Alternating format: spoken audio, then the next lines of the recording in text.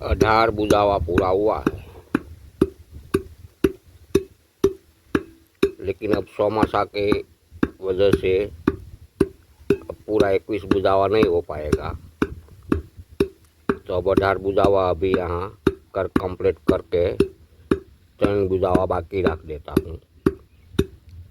लेकिन लाल दिख रहा है, पूरा लाल नहीं हुआ है, लेकिन लाला शेड दिख रहा है। देखो, अब इसको खांड कर पाउडर करके इसमें से नमक का भाग निकाल देते हैं। बाद में उसको संभाल कर रख देंगे।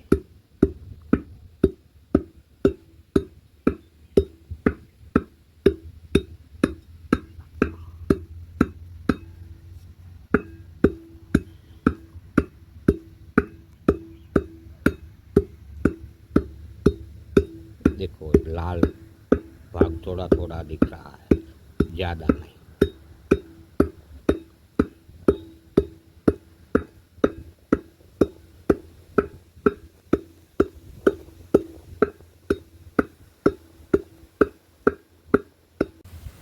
देखो, बारीक पाउडर कर दिया है। ऐसे तो कलर में तो अभी काला कलर भी नहीं कहा जावे, मिट्टी कलर भी नहीं कहा जावे और रेड कलर भी नहीं कहा जावे, लेकिन तीनों कलर का शेड इसमें दिखने को मिलता है। रेड कलर का भी मिलता है, काला कलर का भी मिलता है और मिट्टी कलर का भी मिलता है। इसलिए अभी अग्निस्थायी हुआ कि नहीं वो हम टेस्ट करेंगे तभी मालूम होगा। लेकिन अब बारिश के वजह से यहाँ चूल्हा सब भींग गया है, मिट्टी का चूल्हा, इसलिए अब ये काम नहीं हो सकेगा बारिश में।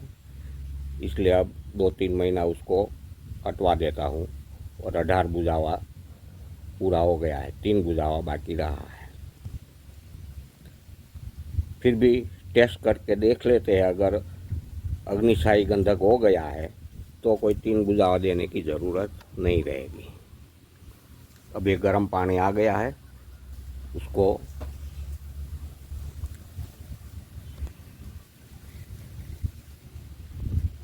इसमें गर्म पानी डालकर बराबर घोल कर पानी निकाल लेते हैं।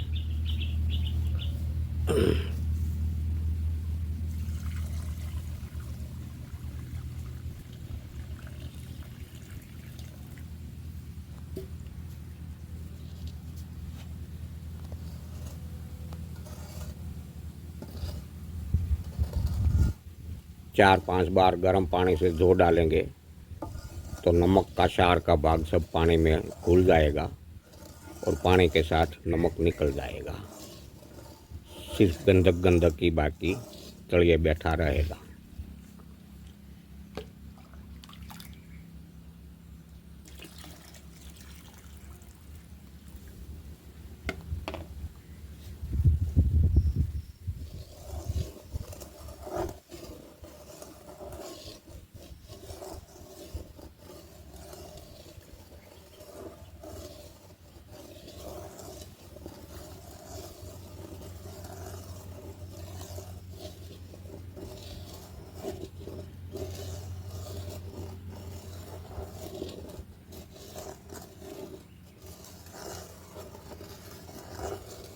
ऊपर जो सफ़ेद सफ़ेद तर जैसा तर रहा है वो सब नमक का ही भाग है, नमक का क्षार ही है।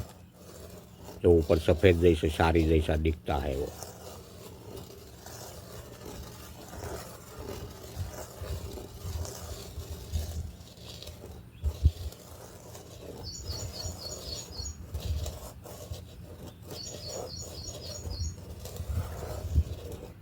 नई समाचार आया हुआ, नया समाचार। क्या? ये बांग्लादेश का जो संकट चल रहा है, इसी पीरियड में यानी 2-3 दिन के अंदर भारत ने बांग्लादेश मालदीव के 28 द्वीप पर कब्जा कर लिया। भारत का दिया गया मैसेज मालदीव से समझने में मुश्किल से 6 महीने ही लगाया और प्रॉपर तरीके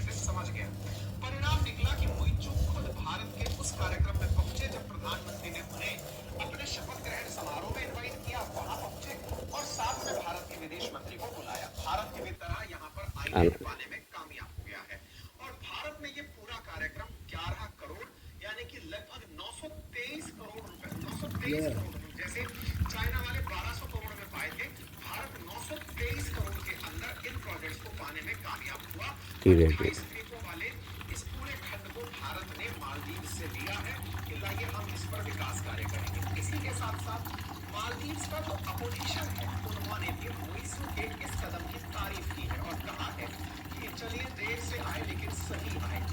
Opposition welcomes Moichu's India policy shift, seeks apology for past action lies. यहाँ का अपोजिशन अभी भी इन पर हमलावर होते हुए यही कह रहा है कि मोइचू आपने जो पहले भारत के खिलाफ बयान दिए थे उनसे पहले माफी मांगिए, हम आप लोगों के साथ कभी आगे बढ़ने के लिए तैयार होंगे। यानी एक प्रकार से मालदीव्स का अपोजिशन इस बात से खुश है कि मोइचू भारत के साथ मिलकर भारत को आइलैंड दे रहा है, विदेश मंत्री को वेलकम कर रहा है और कह रहा है कि भारत के बिना हम संभव नहीं है। ये तो चलो अच्छी बात है, लेकिन पहले माफी भी मांगो। अपोजिशन इस बात पर भी अड़ा हुआ है कि भारत के खिलाफ जो बयान दिए थे उस पर भी माफी मांगो। ये सब बात क्यों हुई? क्योंकि एस जयशंकर साहब जो है वो मालदीव की डेमोक्रेटिक पार्टी के हेड से जाकर के जो अब्दुल्ला शाहिद है उनसे मिले और मिलकर के उन्होंने कहा कि साहब ये समझ गए हैं, यही इनको समझाना था। ये चर्चाएं इन लोगों के बीच में निकल कर आई है, तो अपने अपने तरीके से ये बात हो गई है। तो मोइचू से अब कहा जा रहा है कि आप माफी मांगिए। तो यहाँ पर आप चर्चाओं में देख सकते हैं किस प्रकार से जयशंकर साहब जाकर इनके अपोजिशन लीडर से मिलते हैं जो कि पहले से ही भारत के पक्ष में थे और चूंकि मोइचू भारत विरोधी थे, लेकिन उनके भी अब चूंकि पूरी तरह सुर बदल चुके हैं। भारतीय सेना को बाहर निकालने वाले मोइचू आज भारत को अपने 28 द्वीपों में घुसा हुआ पाएंगे, जिन डॉर्नियर एयरक्राफ्ट के लिए या फिर ये कहा गया था कि हेलीकॉप्टर्स के लिए उन्होंने भारत को बाहर निकालने की प्लानिंग की थी। आज उन कामों को करता हुआ भारत को फिर से जब पा रहे हैं तो यात्रा को प्रॉपर तरीके से अपने वीडियो के माध्यम से ब्रीफ किया कि मैं यहाँ पर कैसे पहुंचा, मेरे साथ में किस तरह का ट्रीटमेंट हुआ, क्या मुझे दिया गया, किस तरह से मुझे घुमाया गया, किन किन लोगों के साथ एग्रीमेंट्स हुए, कौन से कामों का इनॉग्रेशन किया। प्रॉपर उन्होंने एक ब्रीफ यहाँ पर अपने वीडियो को बनाकर प्रॉपर तरीके से डाला है। कुल मिलाकर बात यह है कि देर से ही सही मालदीव को यह समझ में आने लगे।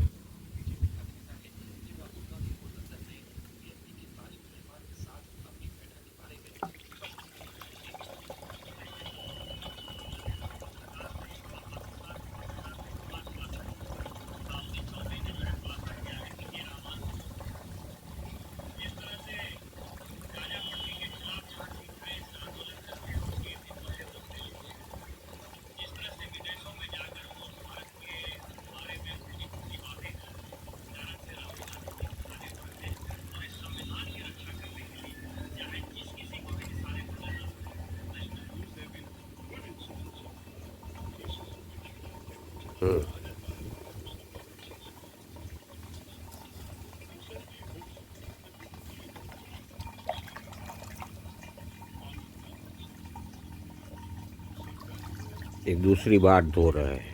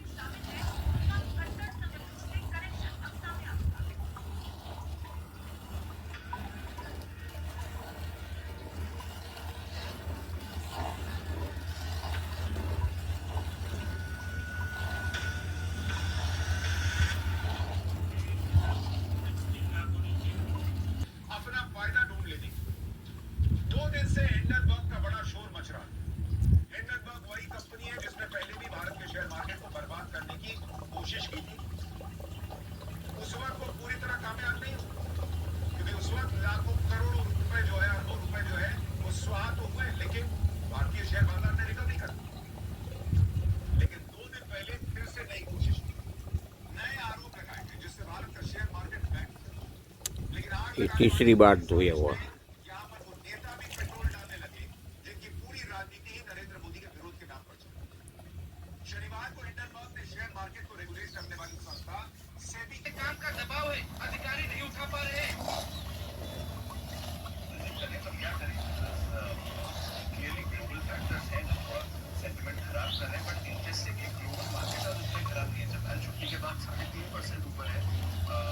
कोरिया के बाजार आपके पॉजिटिव बंद हुए हैं, चीन हांगकांग के पॉजिटिव है, अमेरिकी फ्यूचर्स तो इस समय डेज हाइपर ट्रेड कर रहे हैं सर। तो हमारे बाजार कहाँ पर रिएक्ट कर रहे हैं? एक एचडीएफसी बैंक में उसके अलावा क्या कर रहे हैं? दो तीन चीजें हैं जो आपको ध्यान रखने वाली है आज के बाजार में।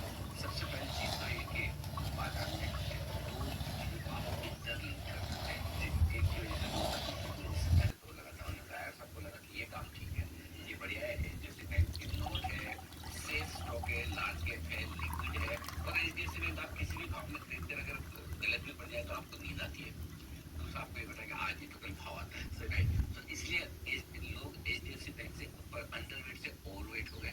और ज्यादातर लोगों ने इस लिहाज से खरीदारी की कि अरे चलो भाई एमएससी इंक्लूडेड होगा, जो एमएससी इंक्लूडेड के बाद खरीदने आएगा उसको ले लेंगे, चलो ये भी करो, हम तो पहले से लेके बैठे। लेकिन लाइफ काश इतनी आता है, कई बार हम भी कोशिश करते हैं अमेरिका को पहचान भी है तो फिर हम तो हमारे हिसाब से, लेकिन कहीं नहीं तो फिर हमें भी सरेंडर करना होता है कि चलो अमेरिका के साथ चलेंगे, राइट? तो एटलीस्ट देखने में हम साथ हैं, इसको पढ़ने में दर्द दे ना दे, कहते में हम साथ हैं। तो आगे जैसे कि कमजोर होने की वजह से बाजार में तो अभी दोनों इंटरचेंज है। एफआईसी बिकवाली का दबाव एचडीएफसी बैंक पर, क्योंकि एचडीएफसी बैंक ही उनके पास ज्यादा है और एचडीएफसी बैंक की वजह से एफआईसी की बिकवाली है। लेकिन जो भी हो, इन दोनों की वजह से बाजार कमजोर है, ये क्लियर कट है, ठीक है? इस वक्त बैंक निफ्टी ज्यादा कमजोर है क्योंकि वहां पर प्रेशर ज्यादा है एचडीएफसी बैंक की वजह से। लेकिन जो बड़ा कारण है कि जहाज वहां भेज रहा है, पूरा वो जमा ये पांचवी बार हो गया है। अब ये छेली बार है, 5 बार 2 डाला है। काफी इंपॉर्टेंट है ग्लोबल मार्केट के लिए। अगले 2 दिन कि किस तरह से आप आगे ये डेवलपमेंट होते दिखते हैं। अगर शांति से निकल जाए बहुत बढ़िया, हालांकि रिश्तों तो भी खत्म नहीं होती लड़ने के, अगले 8 दिन की खुशी है। और लड़ली 24,200 के नीचे, 24,200 के नीचे ट्रेड करना अच्छा संकेत नहीं है। इतना फास्ट मेरे भाई बोला तो भाई से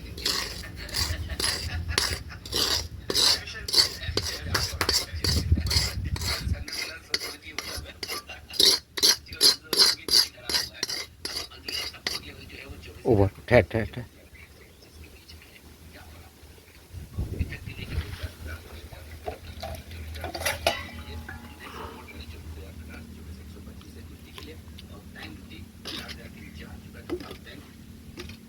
पास में रखने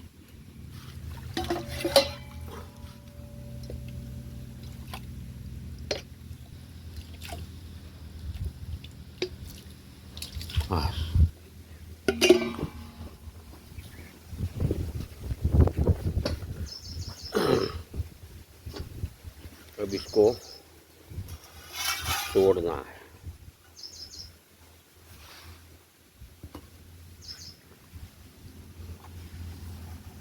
ठहर, पहले इस तरफ से मैं झाड़ लो, देख लो। हाँ, छोड़ दे। अब नीचे से वॉल चढ़ा।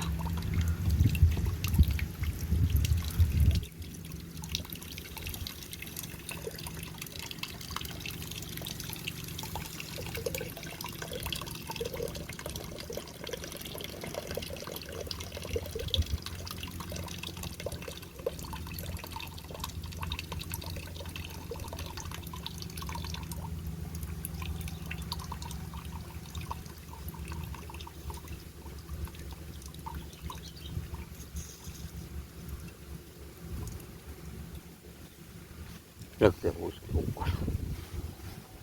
अब इसमें भी 1 दिन पड़े रहने दो ये बाल्टी को। इसमें वो थोड़ा सा गंधक गया होगा, वो नीचे बैठ जावे तो ये पानी नितार कर इसमें से गंधक ले लेना है। लेकिन इसको भी जो नीचे गंधक निकलेगा, तोला 2 तोला जो भी निकलेगा, उसको भी 1-2 बार गर्म पानी से धोना पड़ेगा। देखो ये सूख गया है। सूख जाने के बाद, उसका भेज उड़ जाने के बाद उसका कलर देखते हैं तो कलर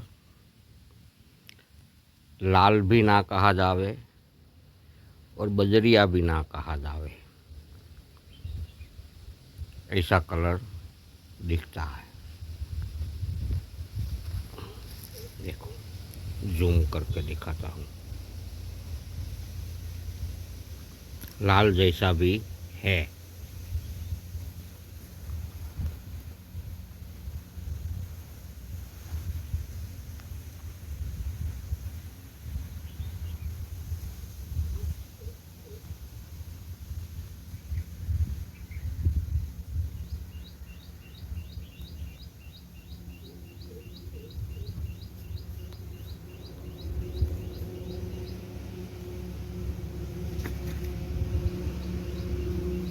अब उसको बारीक पाउडर करके एक बोतल में भर के मैं संभाल के रख देता हूँ।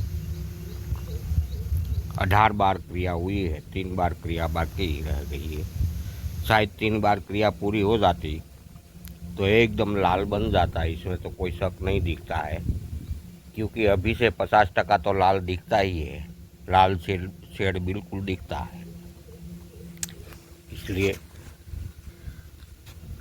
उनको पाउडर इकट्ठा करके खरल करके भर लेता हूँ, और इसके ऊपर ही आगे की कार्यवाही हम दिखेंगे। लेकिन एक तांबा के पतरा के ऊपर लेकर हम देखते हैं तेल होता है कि नहीं। इस तांबे के पतरे के ऊपर थोड़ा रख दिया है, अब उसको अग्नि पर रखा है, देखते हैं।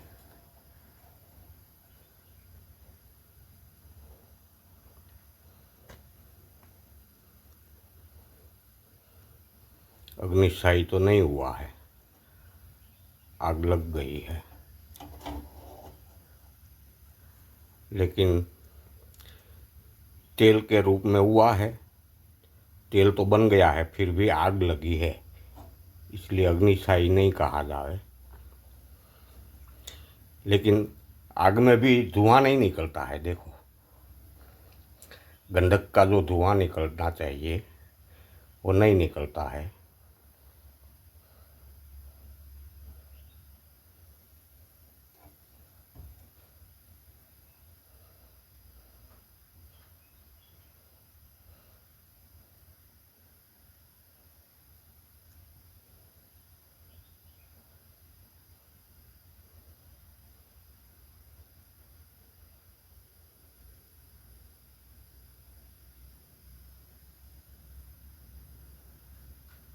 पहले थोड़ी आग लग गई, फिर आग बंद हो गई, और इसके बाद अब तेल बनने लगा है। देखो, बीच में दिख रहा है तेल, तेल बनने लगा है। बहुत अग्नि के पास भी फ़ोन नहीं ले जा सकते, लेकिन जिस बीच में देखो थोड़ा कलर डिफरेंस दिखता है, वो तेल बन रहा है।